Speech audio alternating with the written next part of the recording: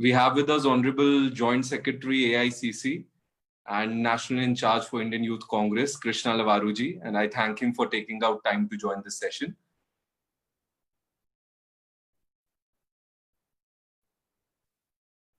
Hi, good afternoon, everyone. Good afternoon, sir. Good afternoon, sir. Afternoon, sir. I'm waiting for Dr. Tharoor to join.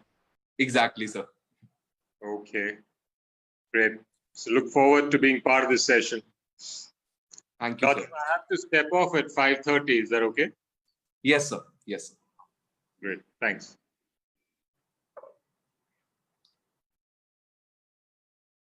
I think we have Dr. Tharoor with us.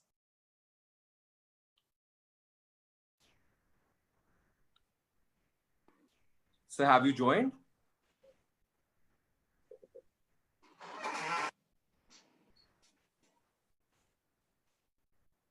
Hi, can you hear me fine? Yes, sir. We can hear you now. All set, good. Yeah. Do we have your permission to begin, sir? Yes, it's 5 o'clock, let's go. Yes. Pandit Jawaharlal Nehru once said, India has known the innocence and insouciance of childhood, the passion and abandon of youth, and the ripe wisdom of maturity that comes from long experience of pain and pleasure. Yet, over and over again, it has renewed childhood, youth, and age. Good evening to each one of you.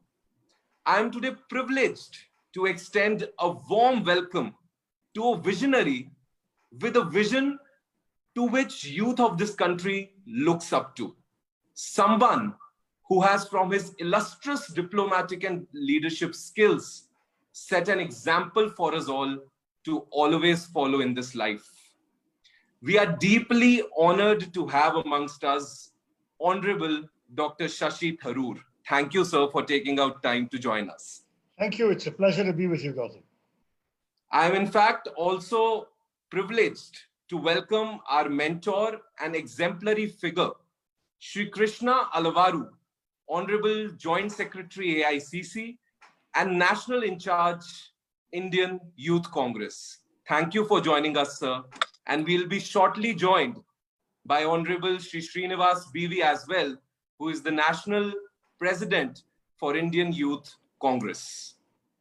This much awaited and needed session has been organized by Indian Youth Congress, of course, with the support of the All India Professionals Congress, to engage the youth of this nation through the Yuva Bhagidari Fellowship to discuss and gain knowledge on the journey, the most beautiful journey of Nehru, the invention of India. I would now request Shri Krishna Alavaruji to please give the welcome and opening address for this session. Thank you, Gautam. Dr. Tharoor, good afternoon and a very, very warm welcome. Thank you for thank you so much for taking time out to be with this wonderful group of young, bright people. And I'd first of all like to thank Gautam, Aaron, Simran for kind of putting together the Yuva Bhagidari program. I think it has exceeded expectations in the days of Corona in terms of what you have been able to start and accomplish. And I think today's session is another step, another milestone in Yuva Bhagidari's short span. I think Pandit Nehru was an exemplary figure. He was a visionary, and by a visionary, I would just like to say that he was a man who had experienced a lot, who saw a lot, and who achieved a lot. I think it's only fitting that we have another visionary, Dr. Tharoor, who has seen a lot, who sees a lot, and who has accomplished a lot. So we have one visionary, Dr. Tharoor, to talk to us about another vision, Pandit Nehru. And therefore, this is going to be an exceptional session. So I'm not going to stand between the audience and the visionary talking about another visionary.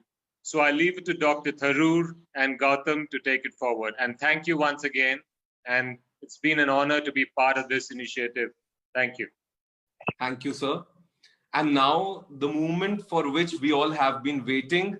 I think since the beginning of this fellowship, this has been a kind of a dream for all the fellows to have this interaction, this day, and see this time come into action. I would now request our keynote speaker, Honorable Dr. Shashi Tharoor, to enlighten us with his words of wisdom.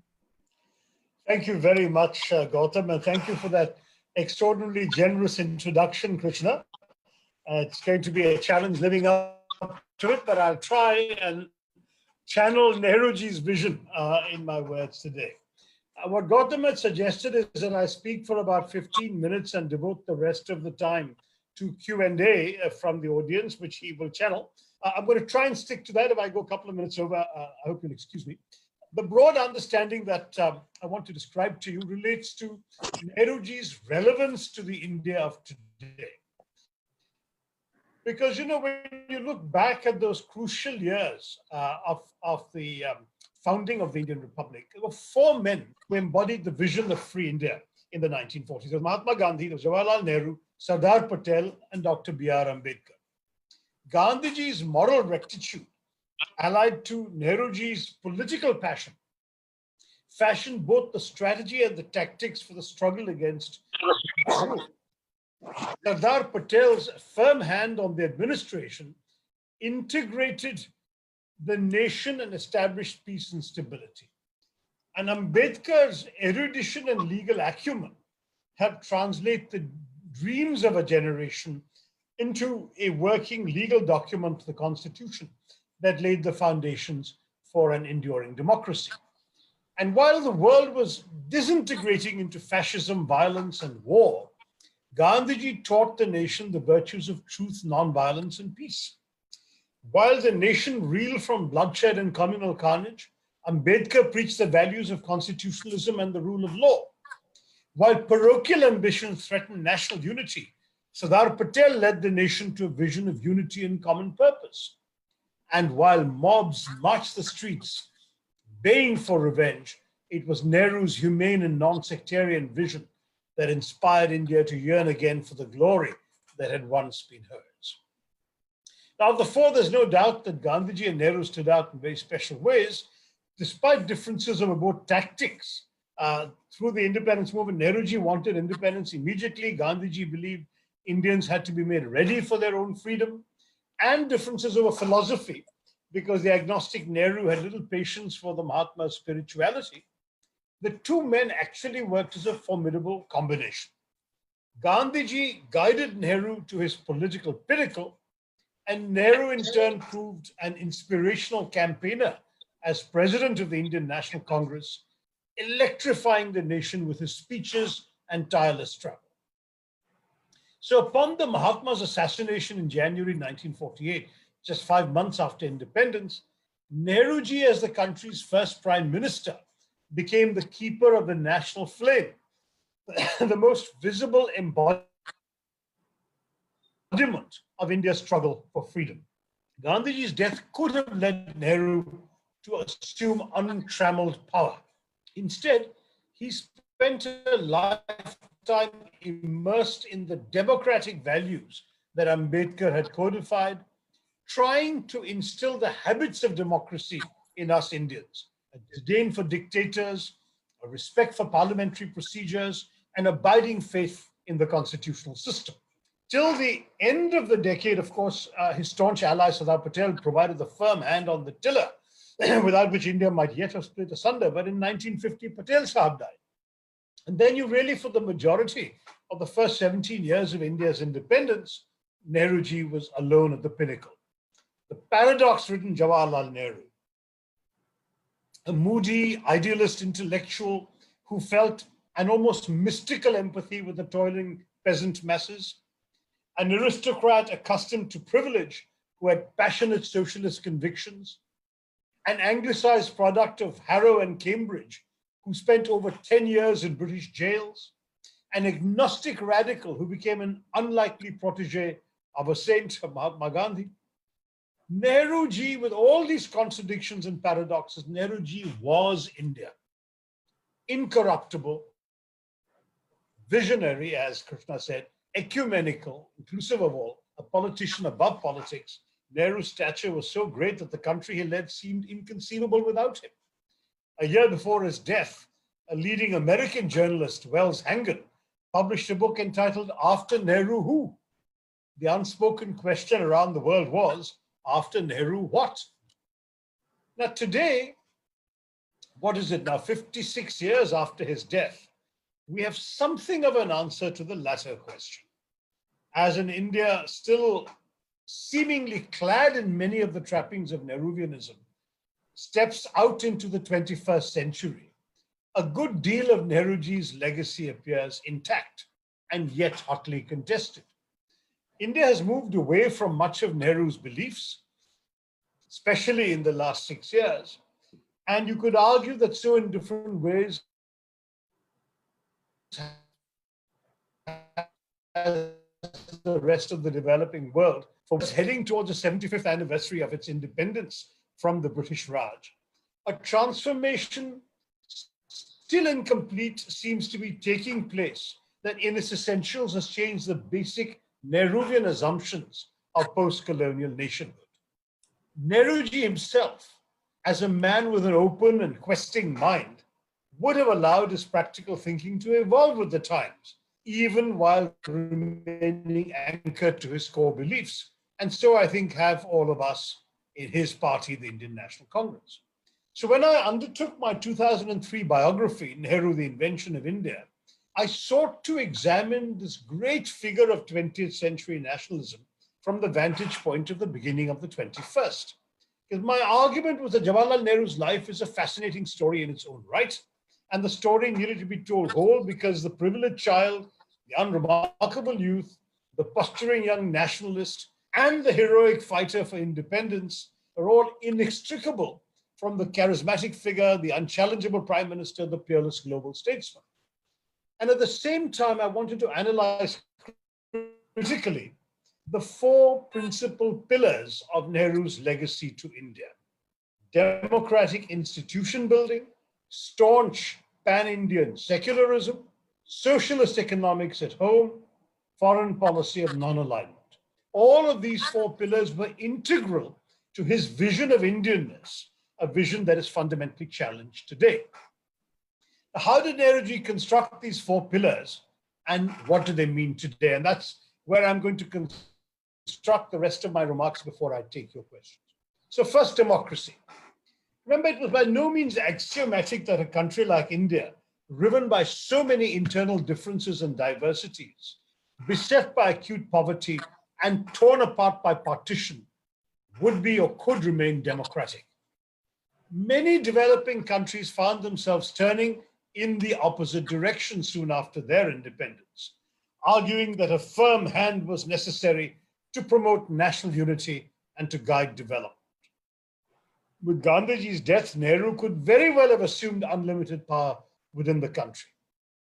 And yet, he himself was such a convinced Democrat, profoundly wary of the risks of autocracy, that at the crest of his rise, he authored an anonymous article warning Indians of the dangers of giving dictatorial temptations to Jawaharlal Nehru. He must be checked, he wrote of himself. We want no Caesars. And indeed, his practice, even as prime minister, when challenged within his cabinet or his own party, was to offer his resignation. He usually got his way, but it was hardly the instinct of a Caesar. You don't agree with me, I'm happy to leave. That was his attitude. So it was not one saying, my way or the highway for you. I'll take the highway, you carry on the way you want. And they listened to him. As prime minister, Nehru carefully nurtured the country's infant democratic institutions. He paid deference to the country's ceremonial presidency and even to its largely stood a superficial, irrelevant, otiose vice presidency. He never let the public forget that the president and the vice president outranked him in protocol terms. He wrote regular letters to the chief ministers of the states, explaining his policies and seeking their feedback. He subjected himself and his government to cross-examination in parliament by the small, fractious, but undoubtedly talented opposition, allowing them an importance out of all proportion to their numerical strength, because he was convinced that a strong opposition was essential for a healthy democracy. He took care not to interfere with the judicial system. On the one occasion that he publicly criticized a judge, he apologized the next day and wrote an abject letter to the Chief Justice, regretting having slighted the judiciary. And he never forgot that he derived his authority from the people of India. Not only was he astonishingly accessible for a person in his position, but he started the practice of offering a daily darshan at home for an hour each morning to anyone coming in off the street without an appointment. A practice that, as you know, continued until the dictates of security finally overcame the populism of his successors. And so it was Nehruji who, by his scrupulous regard for both the form and the substance of our democracy, instilled democratic habits in our country. His respect for parliament, his regard for the independence of the judiciary, his courtesy to those of different political convictions, his commitment to free elections, his deference to institutions over individuals, all of this left us a precious legacy of freedom. And you know, he was very conscious that he had to protect the past idea of India as well as march towards the future. But the future had to be a democratic future. When the American editor Norman Cousins asked him what he hoped his legacy to India would be, his reply was 400 million people capable of governing themselves. Of course, the numbers have grown, but the very fact that each day over 1 billion Indians govern themselves in a pluralist democracy is testimony to the deeds and words of Jawaharlal Nehru and the giants who accompanied him in the march to freedom. And I have to say that if we have a chaiwala as prime minister today, it is because the democratic system that Nehruji instituted in India made that rise possible. Second pillar, secularism.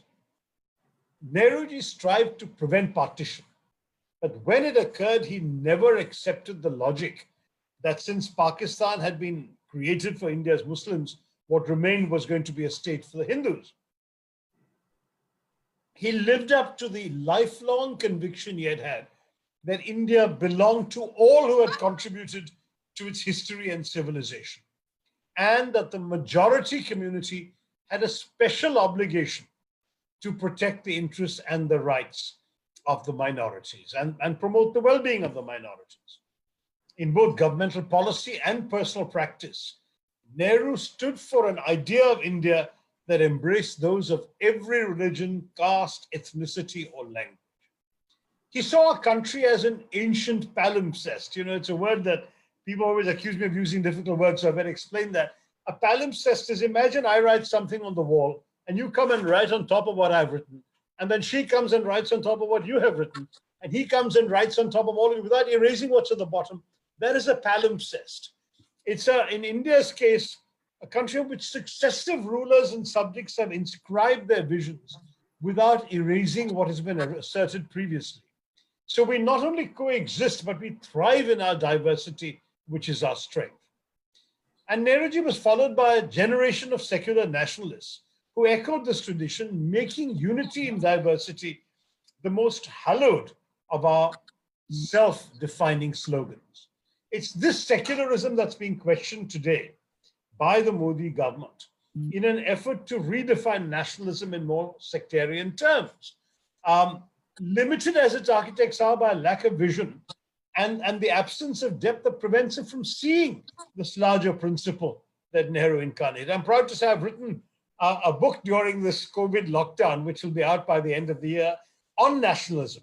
Nationalism worldwide and also nationalism in India, contrasting what I call the civic nationalism of the constitution with the Hindutva nationalism being sought to be promoted by our present government.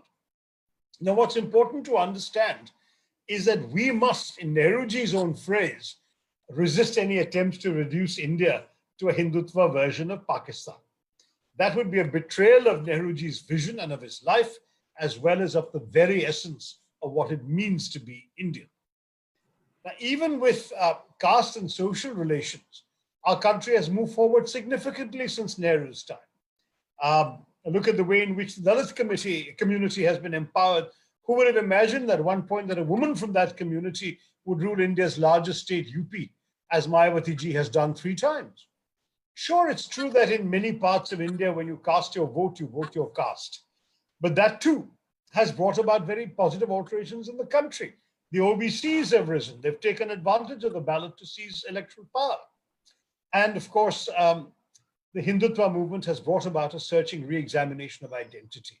But Nehruji's secularism gives us an all-encompassing idea of India, within which everyone is allowed to grow and thrive and flourish. Now, third, socialism. Now, we all know it's fashionable today to decry Nehruvian socialism as a corrupt and inefficient system,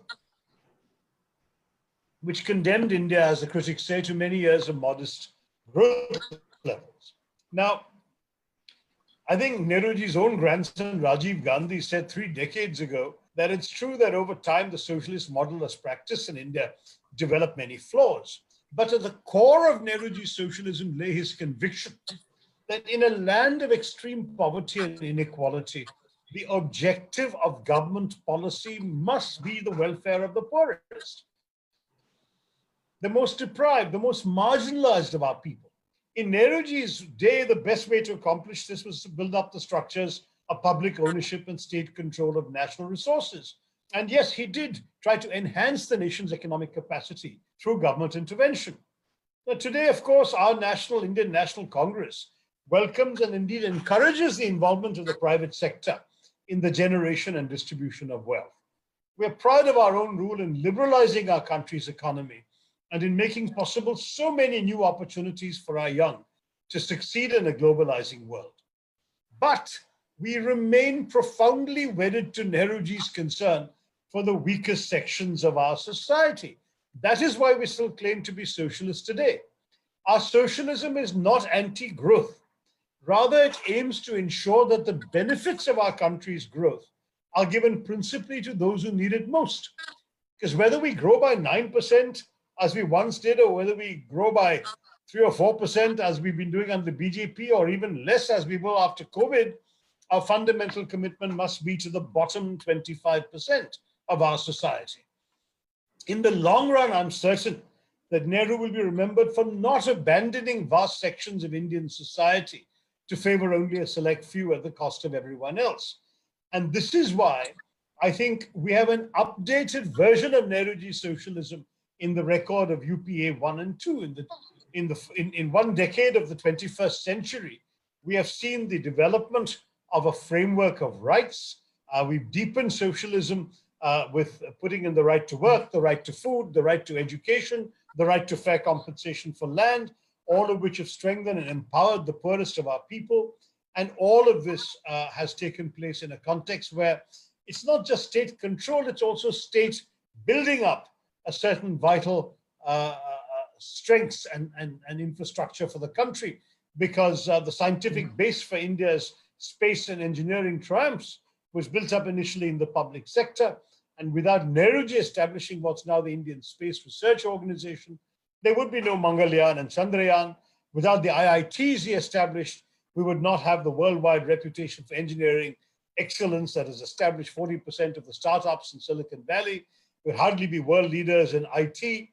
So the fact is that we are indeed upholding and continuing the legacy of a remarkable human being whose vision soared above the poverty and misery that colonialism had reduced India to. And finally, the fourth pillar, I'm glad I'm still under 10 minutes, foreign policy. Nehruji was a convinced internationalist. So for him, non-alignment was the only possible response to the bipolar divisions of the Cold War era. Because after 2 centuries of colonial exclusion from the global system, he was determined to protect our strategic autonomy. India didn't want to mortgage its independence by aligning itself to either superpower in the Cold War. So you could argue today in the 21st century that vision is no longer relevant. The Cold War is over. There are no longer two superpowers to be non-aligned between. Fair enough, but in its essence, the power of non-alignment was to ensure that India was free to take its own positions without allowing others to decide for it. The Nehruvian vision was about safeguarding India's independence and self-respect against potential encroachments on our sovereignty. So thanks to him, all Indians can be proud of the role that we play in the international community. We are non-aligned in the sense that we are aligned with no one nation or bloc. We remain free to conduct our foreign relations according to our own national interest and according to our own lives. So that's how we have the soft power that we have in the world and the reputation we have in the world. Now, I believe that these four pillars explain Nehruji's legacy and the continued relevance of his legacy for all of us. The truth is that his extraordinary life and career is part of the inheritance of every Indian. Our passports incarnate his ideals. And while we definitely do need to respect, undoubtedly, shall we say, the vision of the many other leaders I mentioned at the beginning of my talk, particularly Gandhiji, Ambedkar Sahab and Patel Sahab, there is no doubt that because he was the founding prime minister, he left us the bulk of the legacy we're living with today. And I want to end by quoting a BJP leader. After all, the BJP has disagreed so much with Nehruji, and we have a BJP prime minister today who attacks Nehruji at every opportunity, who blames Nehruji for every one of this government's failures. Well, speaking in Parliament on Nehruji's death, the previous BJP prime minister, Atal Bihari Vajpayee, declared poetically that with the prime minister's passing, and I quote Vajpayee, quote, "A dream has remained half fulfilled, a song has become silent, a flame has vanished into the unknown. The dream was of a world free of fear and hunger, the song a great epic, resonant with the spirit of the Gita, and as fragrant as a rose, the flame a candle which burned all night long, showing us the way." According to Vajpayee Sahab, the loss was not merely that of a party or a family. Mother India was in mourning because her beloved prince had gone to sleep. And he said, humanity is sad. He described the departed prime minister as a benefactor of the downtrodden, the chief actor of the world stage, and he compared Nehruji to Lord Rama. He said, like Lord Rama, Nehru was the orchestrator of the impossible and the inconceivable. Now, you may say these words are only to be expected from a gracious adversary in tribute to a deceased prime minister, but Vajpayee's statements went far beyond the claims of ritual. He called on the nation to rededicate itself to Nehruji's ideals.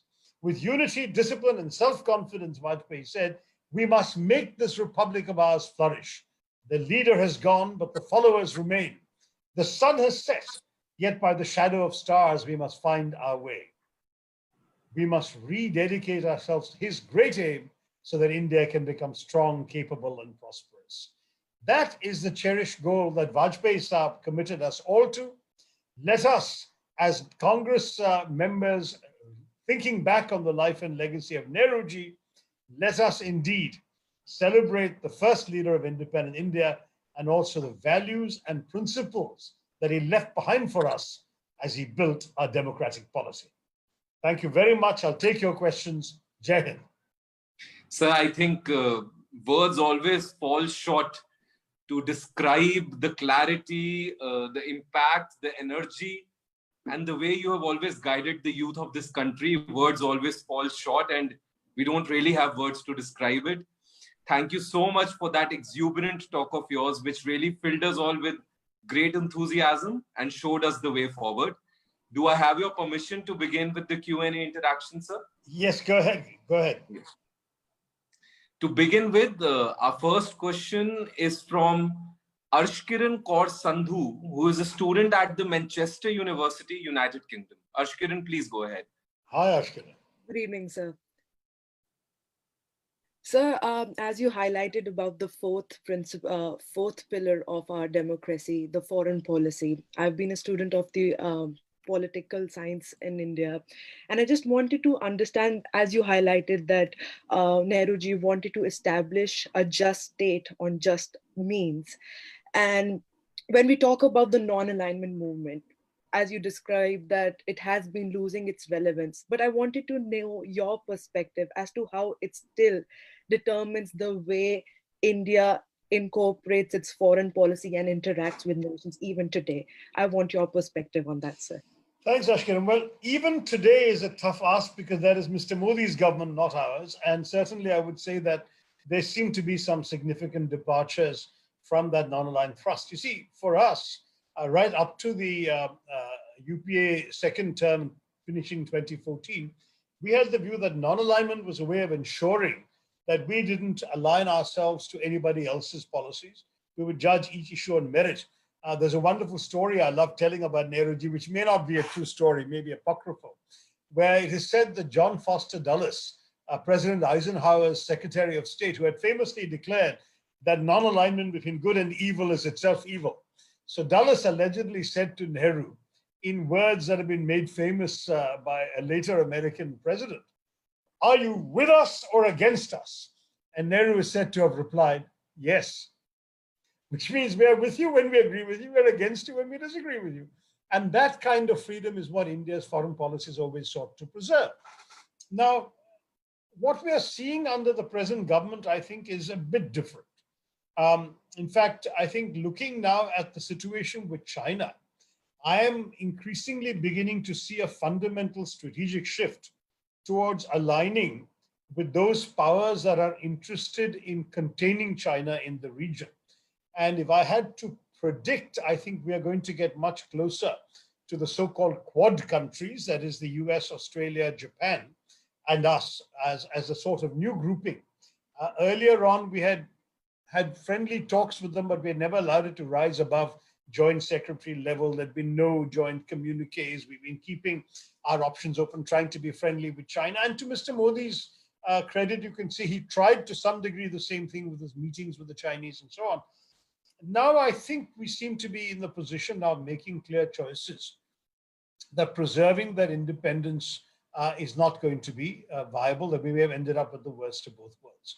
I think it's partially a failure because obviously once you're locked into a certain relationship, that relationship will bring expectations and demands that may not always be within your national interest. The Modi government has signed a logistics agreement with the Americans. It signed comprehensive agreements with Japan. It's signing support agreements with the military in the US. There have been joint military exercises.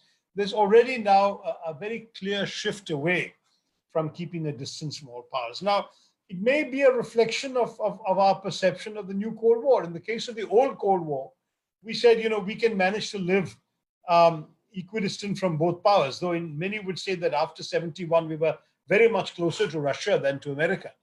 I think at the very best, we can say that in the new hostility between the US and China, we are clearly going to be very much closer to the US than we are to China. That said, the principle that Nehruji was standing up for remains worth affirming. And the principle is, for 200 years of foreign rule, somebody else decided our foreign policy for us. Now that we are independent, let us, for God's sake, be able to decide for ourselves what are the right things to do. Thank you so much, sir. And I wish that the present government had someone like you and they could seek advice from someone like you to deal with the matters the way they are doing today. And they are particularly confusing it all up. I don't think they believe very much in taking advice, and certainly not from the opposition side. But don't worry. We're going to survive. Right, sir. I'll now request Asim ul Haq, who is from Ladakh, who makes it more relevant to the same talk that's going on. And he's the youngest fellow of this fellowship. Asim, please go ahead. Good evening, sir. Good evening, sir. So it was a pleasure listening to you. So the question is regarding the shrinking space of discussion today even within the Bharatiya Janata Party as a party, as well as the government when it comes to discussion and debates. As we see, the Congress party has always had a culture of debate and discussion in the party itself. And even when we are in the government, we encourage discussion and debates, whether it be during when there were JNU protests against Manmohan Singh ji's government, when he was there at JNU.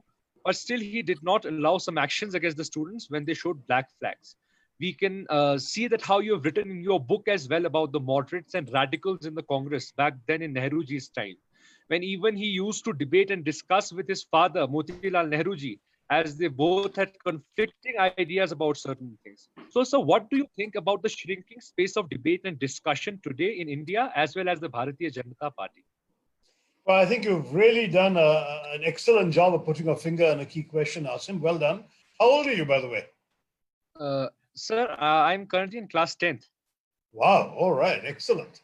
I think if you're already thinking like this today, you will go very far as you get older. Good luck to you, Asim. But look, I mean, the problem we have with the BJP, you're absolutely correct, is that they have essentially started delegitimizing dissent through labeling disagreement with their actions and statements as anti-national.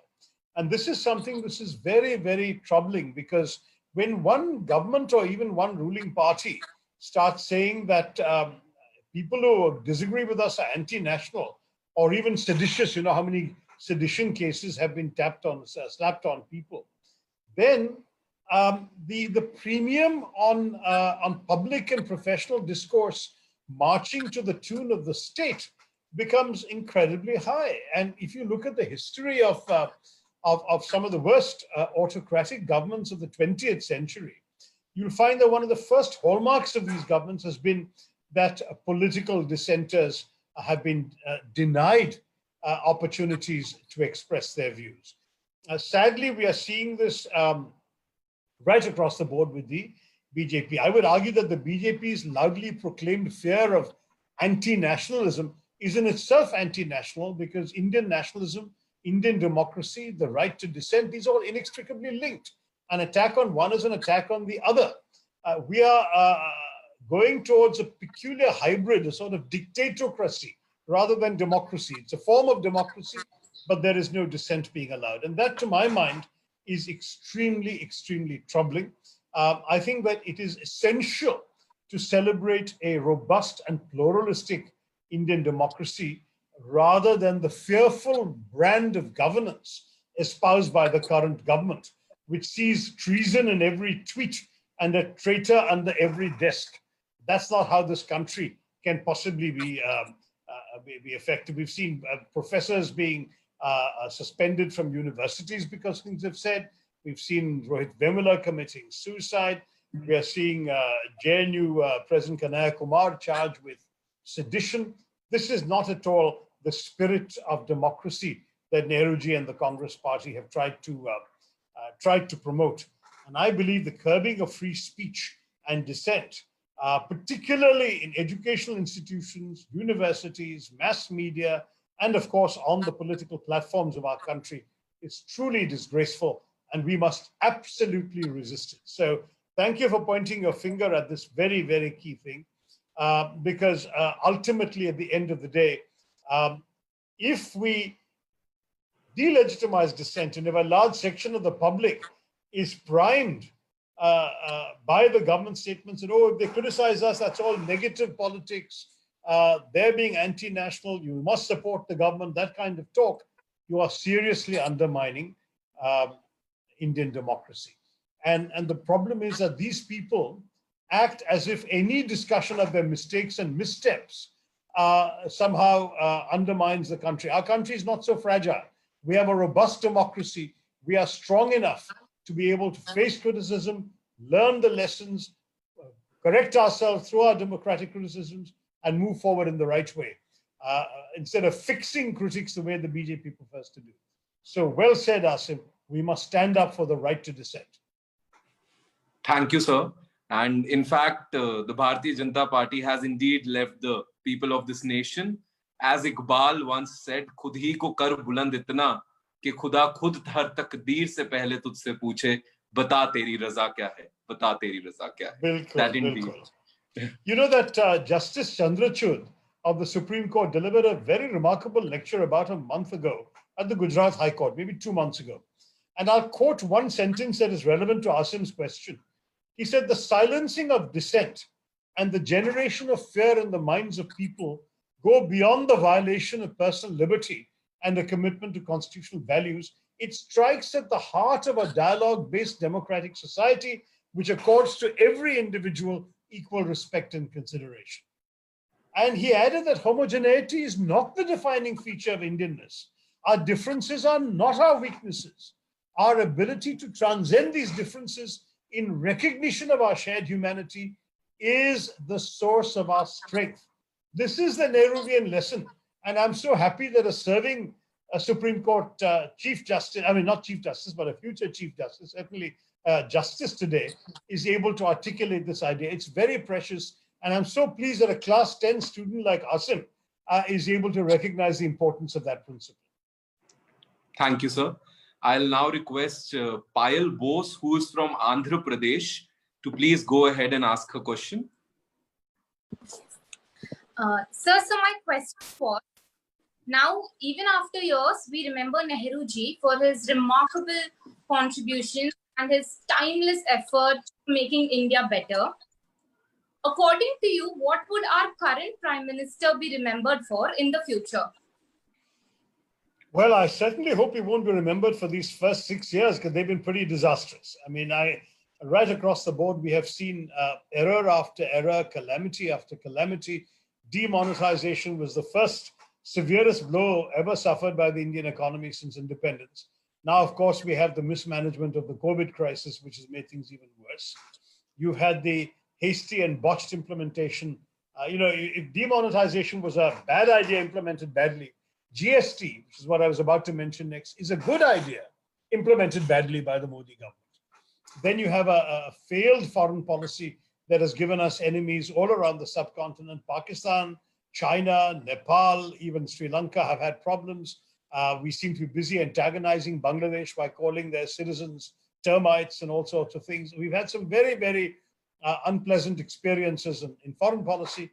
And then finally, we have the kind of degradation of our national politics through such unfortunate developments as the delegitimization of dissent we just talked about, the growing Islamophobia emerging from the ruling echelons, which has promoted bigotry and communalism in our national politics, the deeply dismaying national, first of all, the CAA, the Citizenship Amendment Act, and then the National Register of Citizens, which is currently suspended, but which Mr. Amit Shah, the Home Minister, said was going to be rolled out throughout the country. All of this seems to me to be a terribly negative thing. So suddenly you had to ask the question, what will Mr. Modi be remembered for up to now? It's nothing but a series of tragic negatives which have reduced India's standing in the world, as well as in the eyes of its own people, undermined and weakened India's democracy, and in many ways, I think, seriously cast a blight on the legacy of the last 70-odd years. However, he still has 4 years more to make amends, and all we can do is hope that he will get his act together for the sake of all of us and create, once again, a better legacy. If you want him to be remembered, Payal, it should not be for this terrible record we've seen over the last 6 years. Thank you, sir. I'll now request Aaron Mirza, who is a lawyer by profession. Additionally, he is the state spokesperson for IYC Karnataka, to please ask his question. A very good evening, Dr. Tharoor. It's been an absolute honor listening to you. I'll take the question from the discussion you had with Ashkiran with respect to the Quad. Now, if we look at the tenure of Pandit Nehru, we see how he was largely focused on the Asian unity. He spoke extensively and worked extensively on the Afro-Asian solidarity. And like you very rightly pointed out, with respect to the Quad, which was brought into place with India as an integral part of it, and then it went down, and subsequently it was reignited during Dr. Manmohan Singh's period.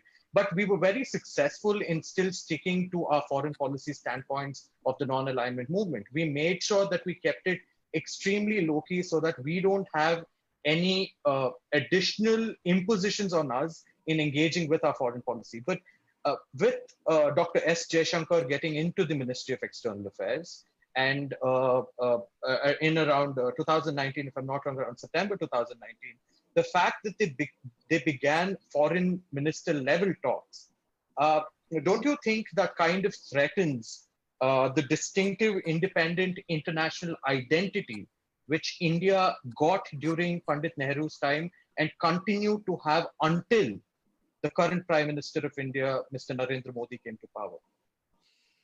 Yeah, I mean, I think that was pretty much what I said to Kiran. You're right that the Quad goes back to Dr. Manmohan Singh's time, and I'm glad you made that point because I should have clarified that.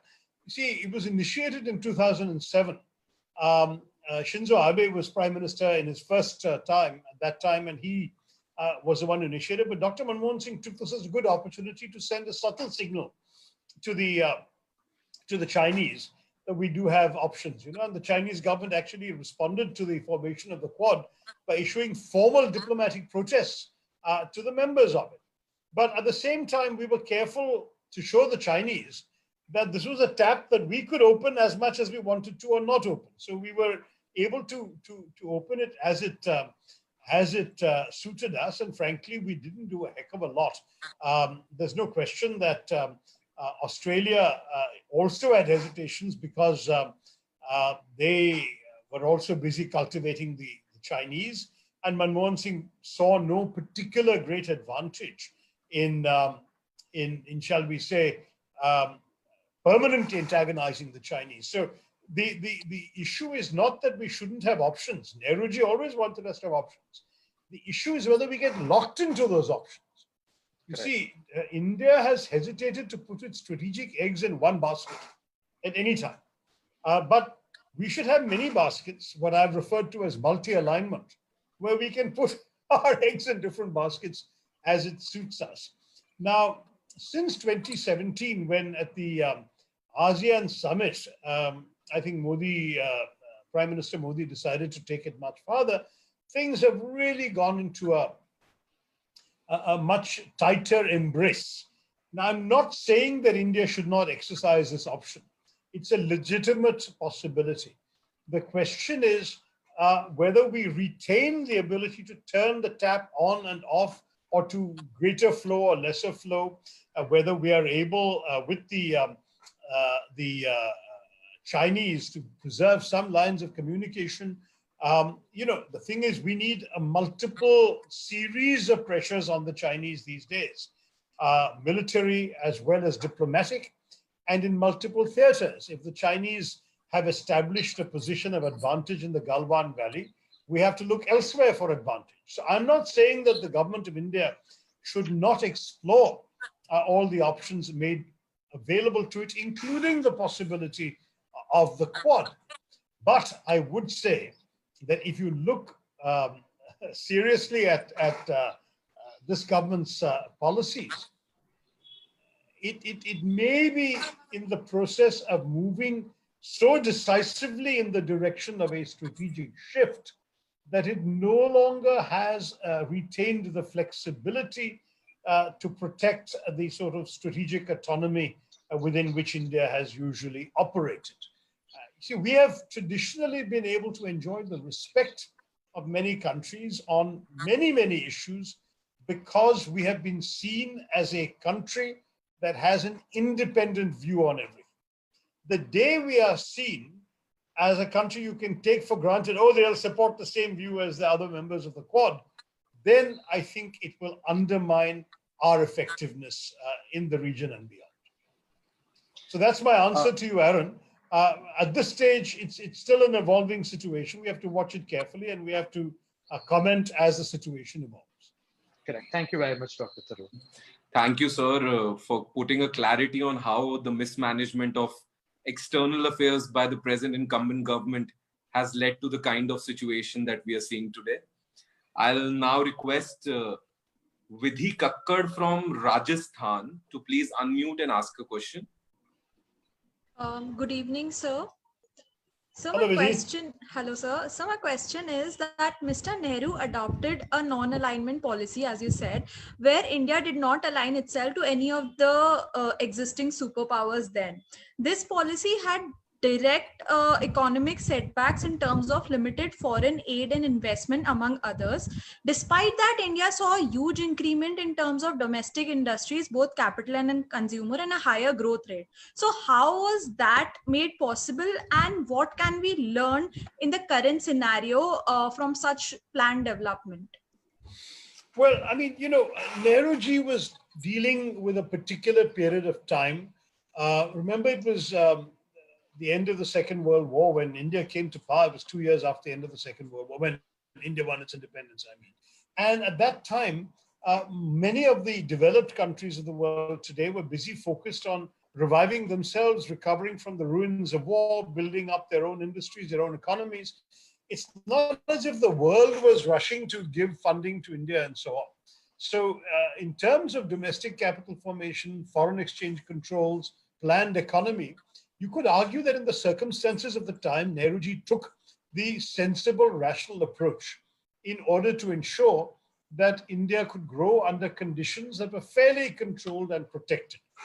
Today, it looks very old-fashioned protectionism, but in those days, I believe that Nehruji really felt we didn't have any better options.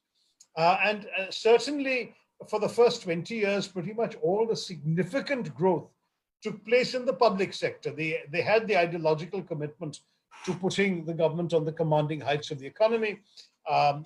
Steel came into the public sector. Scientific education, scientific research was largely in the public sector. Now, where I think one could part company from the choices we made was at how late we chose to liberalize. It's interesting, the Chinese communists came to power in 49.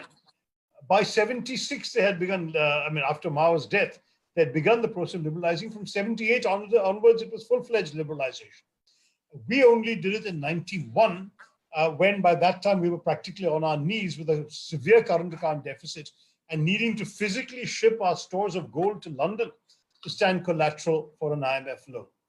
At that point, we liberalized. Now, I think the only margin for quibbling with policy would be whether we could have done what we did in 91, 10, 15 years earlier, and stolen a march on the Chinese. And there, counterfactuals can always be debated.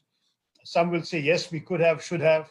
Others will say, well, how do we know what the world circumstances might have been at different times? Be that as it may, since then, I believe we have been doing what is the right thing for Indians. For India and for Indians, we've freed the creative energies of Indians. But we have done so in a context where we face some disadvantages. You mentioned particularly industries. Look at the way in which our industries have been made vulnerable in the present circumstances to Chinese industry. When the Chinese supply chain was disrupted because of COVID in January, February, March, what did we discover? That many of our industries couldn't function without spare parts and essential elements coming in from China. Even our fabled successes in the automobile industry. We are a major exporter of automobiles today, as you probably know. But the truth is that many of those automobile manufacturers are dependent on bits and pieces coming in from China. So there is some real question as to whether the Nehruvian self-sufficiency concept has been abandoned to a point where we have actually become terribly dependent. Now, in the mantra of globalization, and I know I'm going beyond your question, but it's worth making the point. In the mantra of globalization, interdependence was the name of the game. So everyone was dependent on supply chains that transcended their country's borders, that involved, the typical stories of a laptop designed in one country, with the case made in a second country, the screen made in a third country, the software in a fourth, the chip in a fifth, assembled in a sixth, and shipped to you. So that kind of story was the typical story of the era of globalization, particularly the last 10, 15 years. I think what we're seeing at the end of the COVID experience is going to be a bit of a retrenchment from that. I think we are going to be witnessing some deglobalization, some decoupling from suppliers like China, some efforts to actually create manufacturing and production chains of the entire supply system in your home country, very close to your home country. Not just for India, I'm referring to all countries will start. The Americans have already said they want to do this. The Japanese have announced $2.25 billion to those Japanese companies that are willing to leave China and come back to Japan. So this is going to happen a lot. In these circumstances, can India gear itself up to do all the things that currently depends on countries like China to provide it? Now there, your guess is as good as mine.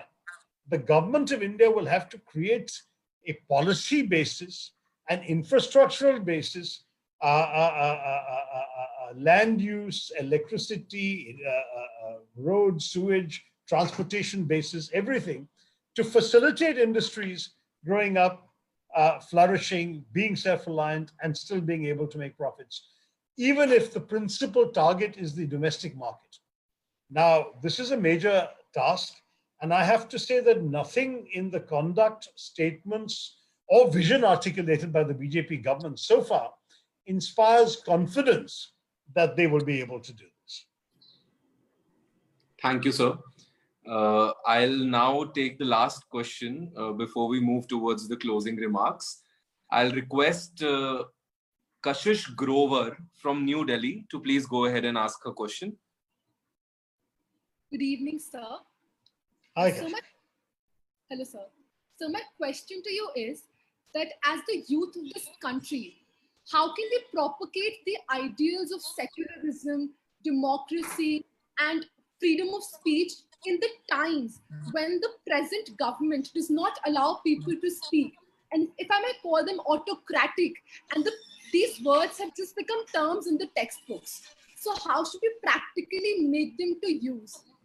Well, you know, I find that one of the best things we can do to promote secularism is tell people the stories of ordinary Indians. I find literally on social media every day, there will be at least one story, and usually much more than one. Today, I tweeted a story of this recovered COVID patient called Vineet, who had given his blood plasma to treat a patient who was on the verge of death. That patient recovered. He was a Sunni ustad, a Sunni preacher. And similarly, in the same article was a story of a man called Hamid, whose blood plasma saved the life of a man called Neeraj, I think it was. We have stories of Muslim families taking in Hindu orphans and bringing them up and even getting them married under Hindu rites while treating them as their own daughter throughout their life. We are seeing stories of a mosque or a temple working side by side during, for example, in my state of Kerala, we had bad floods during flood relief, the way in which they collaborated. And at one point, when the town actually had no space to put the bodies they had recovered who drowned in the floods, a mosque graciously offered its own roof for the bodies to be placed there, which is an extraordinary gesture from a religious institution. These kinds of stories are there in India day after day, stories of communal harmony. During the CAA protests, where Hindus and Muslims were protesting together against this government's misbehavior, when the time for namaz came, a lot of the young Hindu men stood guard while their Muslim friends and brothers were able to bow down in namaz. And photographs and stories about this kind of behavior is what reminds Indians of any religious faith of their common humanity. That this is who we are as a people. This is what we've been for time immemorial. Don't let politicians divide us. So to my mind, the message of secularism, in fact, I've often said secularism is really the wrong word, because secularism, if you look up a dictionary, is about the absence of religion. It's distancing yourself from religion, which is practically impossible in India because religion is in your face all the time in India. Everybody is so religious. There are practically no declared atheists, very few agnostics, very few sort of pure rationalists. And these circumstances, what you need is to accept the reality of people's religiosity, but celebrate coexistence, celebrate cooperation, celebrate harmony. Unity in diversity is not to deny people their religion. It is not telling them keep away from your religion. On the contrary, it says that the best thing about your religion is that it can coexist with other religions. And that ultimately the purpose of politics, and certainly my philosophy as an Indian politician, as a Congress Party MP, has always been to see what unites us, not focus on what divides us. It's really tragic that the ruling party in this country spends all its energies dividing people. You remember the minister who made a speech saying, "Is desh mein do kisam ke logo hain, Ramzade aur," and she used a word I would not want to use in public. That kind of division, that's the way their minds work. That is not the way our minds work. All of you are participating in this forum under the Youth Congress. Let me say to you, if the Youth Congress has taught you anything, it is that we must look beyond the labels of our religion, our caste, our region, our linguistic identity, any of those things, and focus instead on what unites us as fellow Congress people, as Indians, and as human beings. And if we look to that, we will, I believe, be true to Nehruji's legacy of secularism properly understood.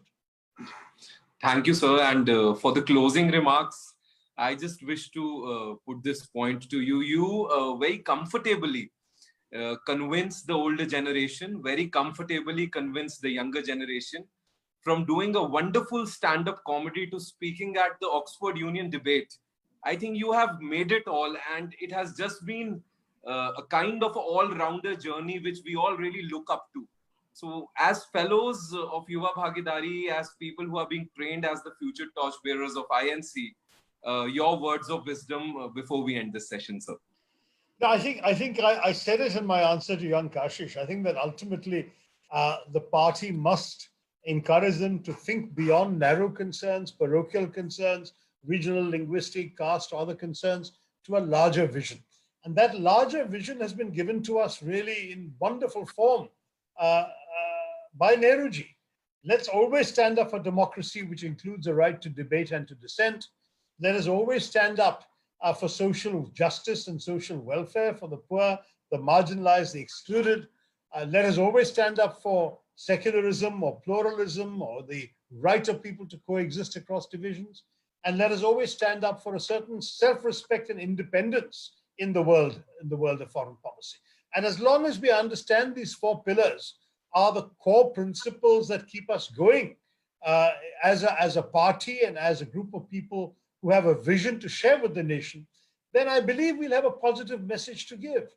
This young generation has the freedom to build on these principles, as necessary to review them, but never to abandon them. Because as you abandon them, you are joining, if you like, the dividers rather than the unifiers, the ones who built up the India we've cherished over the last 75 years.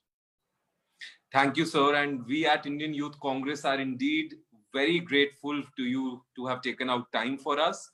And we look forward to many more such exuberant conversations by you with the youth of this nation, giving us a way forward and guiding us like you have always been doing. Thank you, sir. Thank you very much. See you all and take care. Thank you, sir. Jai Hind. Thank you very much, sir. Jai Hind.